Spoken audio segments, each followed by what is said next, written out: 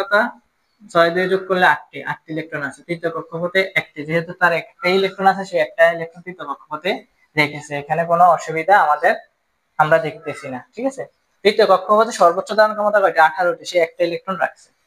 এবার আমরা পটাশিয়ামের ক্ষেত্রে চলে যাব। পটাশিয়ামের ক্ষেত্রে হচ্ছে যে 19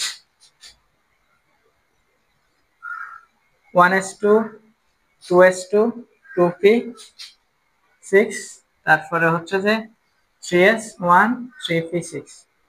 তাহলে 2 2 6 7 6 10 10 1 11 11 6 হচ্ছে 17।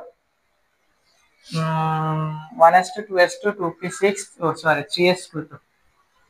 তাহলে 2 2 6 7 6 10 10 2 12 12 6 18 আর থাকে একটি ইলেকট্রন। তাহলে এটা কোথায় যাবে? এটা 4s1 এ যাবে। এখন আমরা অরবিটাল, প্রথম অরবিটালে কয়টি? দুইটি, সব ঠিক আছে। দ্বিতীয় অরবিটাল দ্বিতীয় কক্ষপথে 8টি, সব ঠিক আছে। তৃতীয় কক্ষপথে থাকবে কয়টি? 6 দিয়ে যোগ করলে 8 হয়, 18টি থাকার কথা। এখানে 4s অরবিটালে ইলেকট্রন চলে গেছে। এখানে হচ্ছে যে আমাদের ঝামেলার সব ঝামেলা এখানে। এখানে তো আমাদের 18টা থাকার কথা না। তৃতীয় অরবিটালে মানে 2n² মানে 2 × 3² 3 3 9 9 2 18।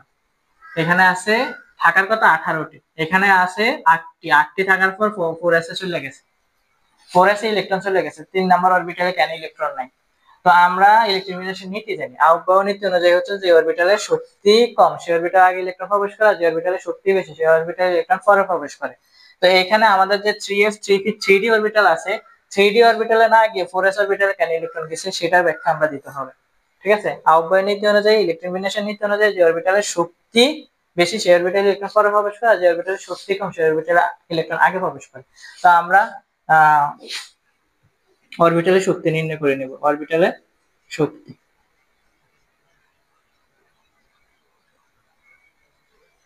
তো অরবিটালের শক্তি হচ্ছে যে n + l।